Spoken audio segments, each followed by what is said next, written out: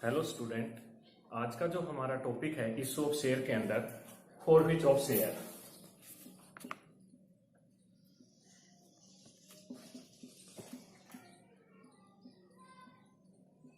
Forfeit of share का मतलब होता है अंशों को जब्त करना या उनका हरण करना, अपहरण करना। देखो, कंपनी अधिनियम 2013 के अनुसार यदि कोई भी अंशधारी शेयर एप्लीकेशन की अमाउंट दे देता है, अलॉटमेंट या कॉल्स की अमाउंट नहीं देता है, तो कंपनी के पास यह अधिकार होता है कि वो उसके जितने भी शेयर हैं उसके पास, किसी भी शेयर होल्डर के पास, तो उनके शेयर को जब्त कर सकती है। देखो, अंशों को जब्त करने से पूर्व कंपनी को उस शेयर होल्डर को एक नोटिस देना होता है कि वो अपनी बकाया राशि का समय पर भुगतान कर दे। अगर वो ऐसा नहीं करता है तो उसको जितने भी अंश है उनको जब्त किया जा सकता है। यहाँ ये ध्यान रखना है, जब कोई कंपनी किसी शेयर होल्डर को कोई इंफॉर्मेशन प्रोवाइड करती है कि उसकी बकाया के रिगार्डिंग, तो वो जो भी नोटिस दे रही है वो नोटिस जो जिस भी डेट को उसको वो अमाउंट चाहिए उससे 14 दिन के बाद का होना चाहिए। यदि नोटिस में किसी प्रकार की जो तिथि है उसका भुगतान प्राप्त नहीं होता है, उस यानी कि जो कंपनी ने उसको नोटिस दे दिया शेयर होल्डर को और उसके बाद भी कोई शेयर होल्डर उसको अमाउंट पे नहीं कर पाता है, तो कंपनी के पास ये राइट है कि उसके अंशों को जब्त कर ले। देखो, अंशों को हरण करते समय कंपनी अपने अंतर नियमों में जो भी नियम है उन सभी का पालन करेगी।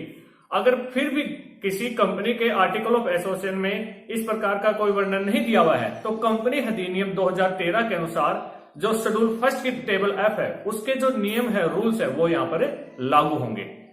और जब भी कोई कंपनी अपने शेयर को जब्त कर लेती है, हरण कर लेती है, तो उतनी ही राशि जितनी से उसको जो चुकाई राशि नहीं गई है, कंपनी उसको जब जब्त कर लेती है तो इसे शेयर फॉरफीट अकाउंट के अंदर ट्रांसफर कर दिया जाता है या शेयर फॉरफीट अकाउंट के अंदर क्रेडिट कर दिया जाता है। और कंपनी के पास ये राइट होता है कि वो जितने भी शेयर जो कंपनी ने फॉरफीट किए हैं उनको रीइश्यू कर सकती है। और जब तक कंपनी अपने शेयर को रीइश्यू नहीं करती है तब तक ये जितने भी शेयर हैं जिनको जब्त किया है वो अंश पूंजी का एक हिस्सा माने जाएंगे।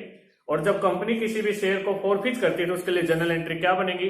फॉर एग्जांपल, हम मान लेते हैं कि किसी कंपनी ने एट पार पे शेयर को इश्यू किया था और एट पार पे ही वो उनको क्या कर रही है, फॉरफीट कर रही है, तो इसके लिए जनरल एंट्री बनाएंगे हम, शेयर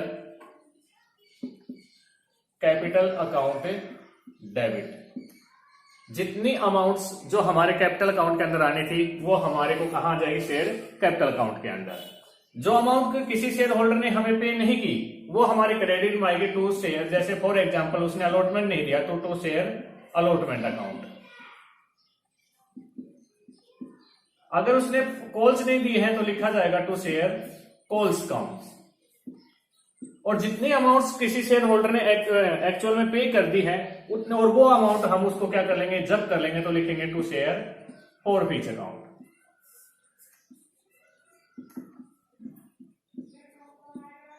यहां मैं एक एग्जांपल लेके बता रहा हूं तो उससे आपको समझ में आ जाएगा। मान लीजिए कोई एक्स शेयर होल्डर है, उसके पास किसी कंपनी के 100 शेयर हैं, 3 रुपए की आपकी एप्लीकेशन थी, 3 रुपए का अलॉटमेंट था, 2 रुपए की फर्स्ट कॉल थी और 2 रुपए की फाइनल कॉल थी। 100 शेयर है, एक शेयर 10 रुपए का था, 3 रुपए हमारे पास एप्लीकेशन पे आने थे, 3 रुपए अलॉटमेंट पे आने थे, 2 रुपए हमारे पास फर्स्ट कॉल पे आने थे, 2 रुपए हमारे पास फाइनल कॉल पे आने थे। उस शेयर होल्डर ने केवल आपको एप्लीकेशन की अमाउंट दी, ना तो उसने अलॉटमेंट दिया, ना ही फर्स्ट कॉल दी, ना ही आपके सेकंड कॉल दी। तो यहां हमारे पास टोटल कितने रुपए आने थे, 100 शेयर थे उसके पास, एक 10 रुपीज का था, तो शेयर कैपिटल का अमाउंट जो आनी थी वो हमारे पास 1000 रुपए आनी थी। 3 रुपए अलॉटमेंट के नहीं थी, तो शेयर अलॉटमेंट की अमाउंट कितनी नहीं आई है हमारे पास 100 मल्टीप्लाई में 3 के हिसाब से 300। शेयर कॉल्स की कितनी नहीं आई, फर्स्ट और सेकंड कॉल की दो, अगर अलग अलग करना चाहे तो ये भी दिखा सकते हैं, to share first call account, to share final call account. हमने दोनों को कंबाइन कर लिया है, 4 रुपए के हिसाब से 100 मल्टीप्लाई 4 के हिसाब से कितने नहीं आए, 400 रुपए। टोटल जो अमाउंट हमारे पास केवल एप्लीकेशन की अमाउंट प्राप्त हुई है, एप्लीकेशन की अमाउंट को हमने उसने क्या कर लिया है, 300 रुपए, 100 मल्टीप्लाई 3 के साथ 300 रुपए हमने कंपनी के क्या कर लिए, जब्त कर लिए हैं। ये कंपनी के लिए शेयर को जो फॉरफीट किया है, ये कंपनी की जो अंश पूंजी है उसी का एक हिस्सा है, जब तक कंपनी इनको रीइश्यू ना कर दे। कई बार क्या होता है, ये तो था हमारे एट पार के ऊपर, कंपनी प्रीमियम पे इश्यू करती है और कई शेयर होल्डर ऐसे होते हैं अलॉटमेंट दे देते हैं, क्योंकि जो प्रीमियम होता है वो अलॉटमेंट के साथ होता है, अलॉटमेंट दे देते हैं, अलॉटमेंट के बाद फर्स्ट कॉल या फाइनल कॉल नहीं देते हैं, या कई बार ऐसा होता है ओनली एप्लीकेशन के अमाउंट दे देते हैं ना, अलॉटमेंट के अमाउंट नहीं देते। तो उस सिचुएशन में हमें क्या करना होगा, उसके लिए जो जनरल एंट्री बनेगी वो दो टाइप से बनेगी।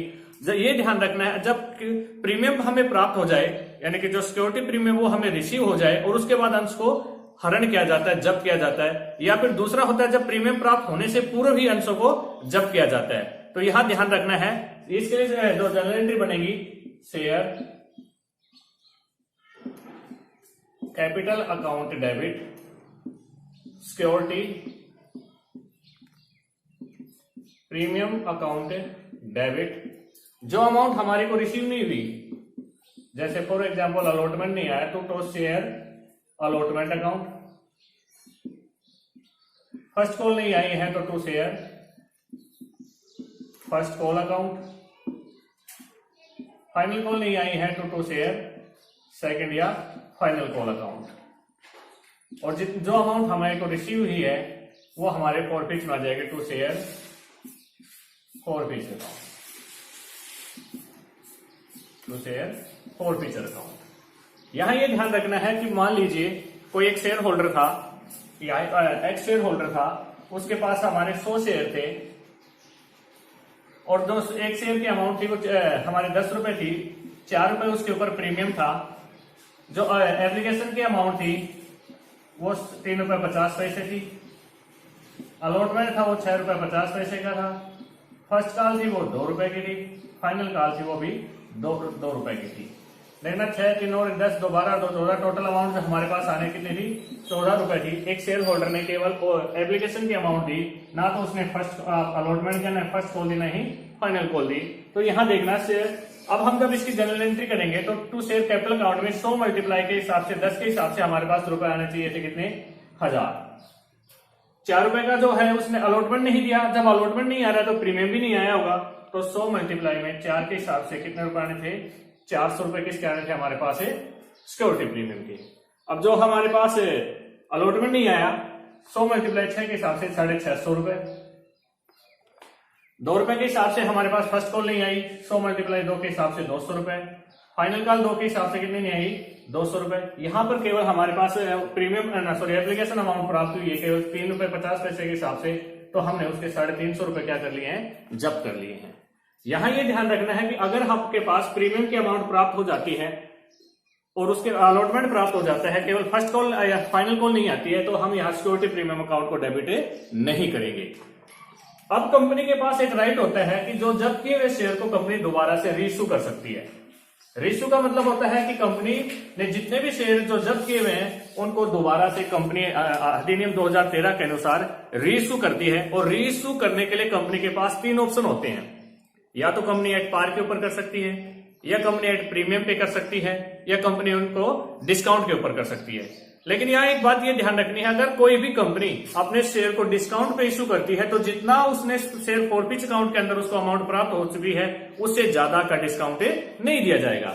फॉर एग्जाम्पल एक 10 रुपए का शेयर था, उसमें 3 रुपए ऑलरेडी हमें प्राप्त हो चुके हैं, तो 10 में से 3 लेस करने के बाद जो शेयर जो हम इश्यू करेंगे 7 रुपए यानी कि 7 रुपीज कम से कम उस शेयर को पे रीइश्यू करने पे कंपनी के पास जरूर आने चाहिए।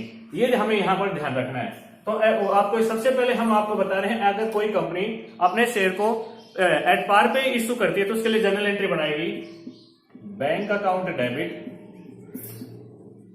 जितनी अमाउंट का उसने इश्यू कर रही है उतनी अमाउंट से वो आपको बैंक में जो प्राप्त हो रहा है उसमें आ जाएगा bank account debit to share capital account. जो जितने शेयर कंपनी रीइश्यू कर रही है उतने से हम क्या कर देंगे, यहां पर शेयर के कैपिटल अकाउंट में ट्रांसफर कर देंगे। ये तो थी एट पार की। दूसरा था एट प्रीमियम की, तो एट प्रीमियम की जनरल एंट्री बनेगी bank account debit to share capital account to security premium account. अब जितनी अमाउंट्स आपने प्रीमियम पे प्राप्त हो रही है वो आपके प्रीमियम अकाउंट में ट्रांसफर हो जाएगी। यहां एक दूसरा एक आता है कि जब कोई कंपनी अपने शेयर को डिस्काउंट पे इश्यू करती है तो डिस्काउंट पे इश्यू करने के लिए कंपनी ने जो अमाउंट शेयर फॉरफिट अकाउंट से प्राप्त कर ली है उतने से हमारा अकाउंट क्या हो जाएगा, डेबिट हो जाएगा। तो यहां लिखेंगे बैंक अकाउंट डेबिट, उसके बाद share forfeiture account debit to share capital account.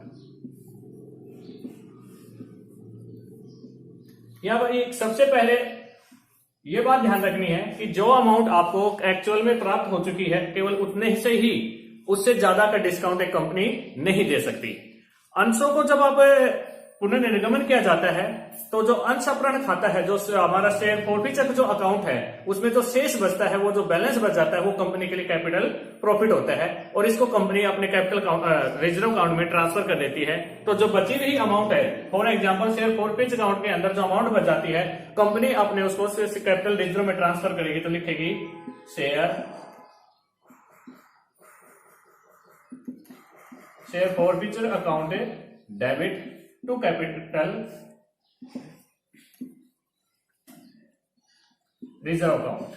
ये यहां ध्यान रखना कि कंपनी अपने केवल उतनी ही अमाउंट को कैपिटल रिजर्व अकाउंट में ट्रांसफर कर पाएगी जितनी अमाउंट शेयर फॉरफिचर डिस्काउंट पे इशू करने के बाद जो अमाउंट यूज कर लिया और बची हुई जो अमाउंट है वो हमारे कहां आ जाएगी, कैपिटल रिजर्व के अंदर आ जाएगी। अगर कोई कंपनी अपने समस्त निर्गमन नहीं कर पाती है या केवल उतने ही शेयर इश्यू कर पाती है, मान लीजिए किसी कंपनी ने 500 शेयर जब्त किए हैं, वो केवल 400 ही इश्यू कर पाती है, तो केवल 400 के अमाउंट पे ही जो अमाउंट उसके यूज की है फॉरफिट की बची हुई अमाउंट है वो कहां ट्रांसफर हो जाएगी, हमारे कैपिटल रिजर्व अकाउंट में ट्रांसफर हो जाएगी। Thank you student.